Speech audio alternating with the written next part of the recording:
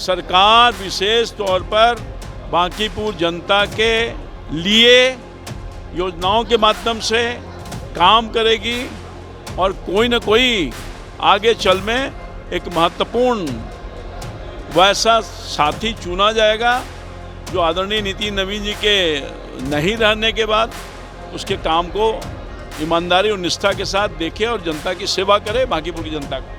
कहीं ना कहीं कुछ कमी रही होगी तभी चुनाव कोई हारा होगा, लेकिन उस कमी में पार्टी के कार्यकर्ता पूरे मनोयोग से लगे, हमारी पार्टी पूरी ताकत से लगी, विपक्षी अपने भ्रम को फैलाने में सफल हुआ।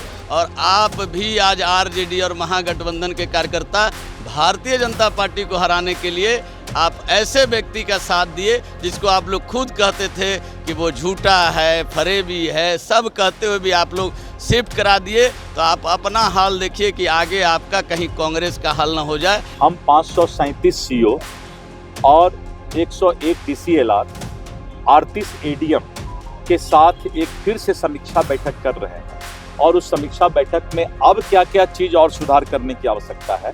मुझे याद है कि जब मैं पहला बार बैठा था तो करीब 400 से ऊपर लोग हमारे जनता दरबार में आते थे, लेकिन जब से सहयोग पोर्टल मुख्यमंत्री जी के द्वारा महीना में एक बार सहयोग कार्यक्रम और इस तरह के जनता दरबार लगाना शुरू हुए तो ये संख्या कम होते जा रही है। आज मुश्किल से 30-40 लोग आए और ये संख्या धीरे धीरे कम हो रही है। इसका मतलब है कि जो हड़ताल हुआ था 3 महीना उसका भी लोड था। जब मैं मंत्री बना था तो उस समय चूंकि 3 महीना से राजस्व कर्मचारी और सीओ का हड़ताल था तो उसको लेकर के भी संख्या ज़्यादा थी, लेकिन अब धीरे धीरे ये संख्या कम हो रही है। और कल 6 अगस्त को हम 537 सीओ और 101 DCLR 38 ADM के साथ एक फिर से समीक्षा बैठक कर रहे हैं और उस समीक्षा बैठक में अब क्या क्या चीज और सुधार करने की आवश्यकता है। तो लगातार चूंकि सुधार का कार्यक्रम चल रहा है तो वाजिब है कि जो शिकायत की संख्या है वो धीरे धीरे कम हो रही है। एक प्रॉब्लम आ रहा है ग्राउंड लेवल पे, सिविल कोर्ट में जो ऑर्डर हो रहा है, टाइटल सूट में जो ऑर्डर हो रहा है उसका जो है ग्राउंड लेवल पे ये फिगर है कि जमाबंदी तोड़ने के लिए सीओ एडीएम के पास भेज रहे हैं और एडीएम सीओ के पास भेज रहे हैं और लोग जो है कोर्ट का चक्कर लगा रहे हैं। एडीएम कोर्ट और सीओ आपका कहना उचित है। जब भी कोई टाइटल सूट या सिविल सूट यानी माननीय न्यायालय का जब ऑर्डर होता है तो ऑर्डर के बाद उसको जब भी निष्पादन होगा तो एडीएम के स्तर पर जाएगा। इसीलिए सीओ जब भी करेंगे तो अपनी अनुशंसा माननीय न्यायालय के आदेश के आलोक में एडीएम के पास भेजेंगे। लेकिन बहुत सारे ऐसे मामले हैं जो एडीएम के ऑर्डर सीओ के पास आए हुए हैं लेकिन सीओ नहीं कर रहे हैं। इस तरह के मामले जो भी हैं उनका ही कल 6 तारीख को हम लोग इस तरह के मामले का समीक्षा कर रहे हैं और प्रत्येक जिला का हमने संख्या भी पता कर लिया है कि कितना कितना संख्या किस जिला में लंबित है और उसके निष्पादन का एक तिथि भी तय कर रहे हैं।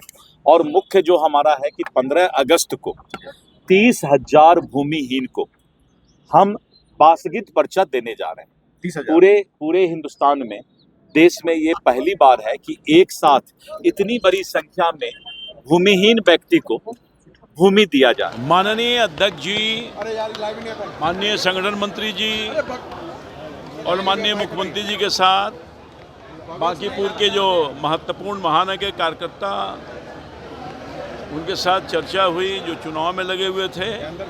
उसके अलावा भी पार्टी का जो कार्यक्रम है, रैदास जी की जयंती होने जा रही है बहुत धूमधाम से और उस पर भी चर्चा किया गया। कार्यक्रम बने हैं, कैसे सक्सेसफुल होगा इन बातों की चर्चा हुई। ज्ञान भवन में एक कार्यक्रम है उसको कैसे सफल किया जाए इस पर भी चर्चा हुई और चुनाव पर भी समीक्षा बैठक हुई है। तो सब लोगों ने अपने अपने विचार किए हैं अपने नेतृत्व के सामने और जो निश्चित तौर पर बांकीपुर तो हम लोगों का रहा है, वहाँ की जनता हमारी है। लगातार 30 सालों तक जनता भारतीय जनता पार्टी और एनडीए को अपना समर्थन दिया है, तो उसमें जो कमी रह गई होगी समीक्षा बैठक में जो आई है उस कमी को हमारे कार्यकर्ता हमारी पार्टी दूर करेगी। क्या वजह है, क्या और सरकार विशेष तौर पर बांकीपुर जनता के लिए योजनाओं के माध्यम से काम करेगी और कोई न कोई आगे चल में एक महत्वपूर्ण वैसा साथी चुना जाएगा जो आदरणीय नितिन नवीन जी के नहीं रहने के बाद उसके काम को ईमानदारी और निष्ठा के साथ देखे और जनता की सेवा करे, बांकीपुर की जनता को। अगले एक सप्ताह में आहूत है अपना पार्टी का संत रविदास जी की 691वीं जयंती समारोह चल रहा है। साथ ही साथ हमारी आगे तिरंगा यात्रा है। इन सारे कार्यक्रमों के संबंध में विस्तार से चर्चा हुई। साथ ही अभी जो संपन्न बांकीपुर चुनाव है उसके संबंध में भी पार्टी ने चर्चा की है कि किस प्रकार से जो विपक्षी है उन्होंने हमारे आम जनता को दिग्भ्रमित करने का जो प्रयास किया उसमें वो सफल हुए। इसमें विस्तार से चर्चा हुई और हम लोग प्रयास करेंगे कि जिस तरह से उन्होंने दिग्भ्रम फैलाने का प्रयास किया है उसको धीरे धीरे जनता के बीच में काम करके उसको दूर करने का काम करेंगे। जिस तरह से वो लगातार दिग्भ्रमित कर रहे थे, उस समय एनडीए के किसी भी नेता के द्वारा इस बात की पुष्टि क्यों नहीं की गई थी कि आखिर एनडीए की ओर से इस तरह का कोई बयान नहीं दिया गया? जब आप कोई काम करिएगा नहीं तो उसकी सफाई देते हैं क्या? सफाई तो तब जब कोई गलती, सफाई की बात नहीं था, लेकिन ठीक है कोई एआई वीडियो करके और इस पर भी तथ्यों पर जांच होगी। इस तरह के पानी में बुलबुला बहुत लंबे समय तक नहीं चलता है, वो अपना समय के अनुसार वो फूटे ही जाता है। आदेश क्या, पार्टी के कार्यक्रम है, उस कार्यक्रम को हम लोग करेंगे। अभी संत रविदास जी का 7 तारीख को कार्यक्रम करना है, 10 तारीख को तिरंगा यात्रा निकालना है और जनता में अपने आप को बनाए रखना है। तो जिस तरह से जो चुनाव में जो परिणाम आए हैं, तो क्या लगता है पार्टी मानती है कि कहीं ना कहीं चूक हुई है? देखिए कहीं ना कहीं कुछ कमी रही होगी तभी चुनाव कोई हारा होगा, लेकिन उस कमी में पार्टी के कार्यकर्ता पूरे मनोयोग से लगे, हमारी पार्टी पूरी ताकत से लगी। विपक्षी अपने भ्रम को फैलाने में सफल हुआ।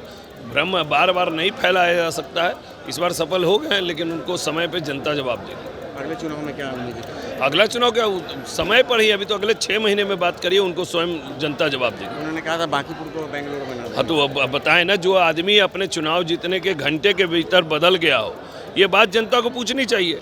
ये बहुरूपिया हैं, बहुरूपिया अपना दिखाते हैं प्रभाव, लेकिन ये लंबे समय तक पानी की बुलबुला की तरह लंबे समय तक चलने वाले नहीं। ये पूरी तरीके से हर घर तिरंगा यात्रा जो हमारा राष्ट्रीय कार्यक्रम है उसको लेकर के, संत शिरोमणि रविदास जी के कार्यक्रम को लेकर के, और पटना महानगर की आज बैठक थी जिसमें हमारे सभी मंडल अध्यक्ष, जिला पदाधिकारी, कार्यकर्ता प्रमुख भाग लिए थे। माननीय मुख्यमंत्री जी और प्रदेश अध्यक्ष जी ने दोनों कार्यक्रमों की समीक्षा करते हुए यह तय हुआ है कि हर घर तिरंगा का कार्यक्रम पटना में भी एक भव्य होगा जिसमें माननीय मुख्यमंत्री जी भाग लेंगे, और ज्ञान भवन में 7 अगस्त को संत शिरोमणि रविदास जी का भी कार्यक्रम होने वाला है जिसमें भी भाग लेंगे। और साथ ही बैठक में पूरी तरीके से सब लोगों ने एक मत होकर के बांकीपुर के उपचुनाव के लिए वहाँ की जनता का भी आभार और धन्यवाद व्यक्त किया है कि आपने लगातार लंबे समय तक भारतीय जनता पार्टी को पर विश्वास जताते हुए और उनके साथ जो खड़ा रखा है। पहले भी भारतीय जनता पार्टी के लोग आपका के क्षेत्र में जो विकास किए हैं उसमें आज भी आने वाले समय में भी एक एक कार्यकर्ता आपके साथ खड़ा रहेगा। और साथ ही राजद और महागठबंधन को भी यह चेतावनी देते हैं कि जब बंगाल में कांग्रेस के लोगों ने कम्युनिस्ट को हराने के लिए तृणमूल का साथ देते हुए अपना वोट शिफ्ट कराया था, उसको याद करिए। और आप और केजरीवाल को जिस प्रकार से कांग्रेस ने दिल्ली में अपना वोट शिफ्ट कराया था, ये दोनों जगह कांग्रेस का सफाया हो गया। और आप भी आज आरजेडी और महागठबंधन के कार्यकर्ता भारतीय जनता पार्टी को हराने के लिए आप ऐसे व्यक्ति का साथ दिए जिसको आप लोग खुद कहते थे कि वो झूठा है, फरेबी है, सब कहते हुए भी आप लोग शिफ्ट करा दिए। तो आप अपना हाल देखिए कि आगे आपका कहीं कांग्रेस का हाल ना हो जाए। बिहार में तो आप अभी 25 से नीचे पहुंचे हुए हैं। अगर यही हाल आपका रहा तो आप पूरी तरीके से आप और आपका दल बिहार में तबाह और बर्बादी के कगार पे पहुंच जाएगा। बस इतना ही उनको सलाह देते हुए, प्रशांत किशोर जी को भी बधाई देते हुए उनसे भी यह निवेदन है कि आपने जो बांकीपुर की जनता को एक विधायक का कर्तव्य समझाया था, वो विधायक के नाते भी आप वहाँ के विकास के लिए अपना योगदान करेंगे, न कि सिर्फ राष्ट्रीय मुद्दों को लेकर के काम करेंगे। इतना ही है।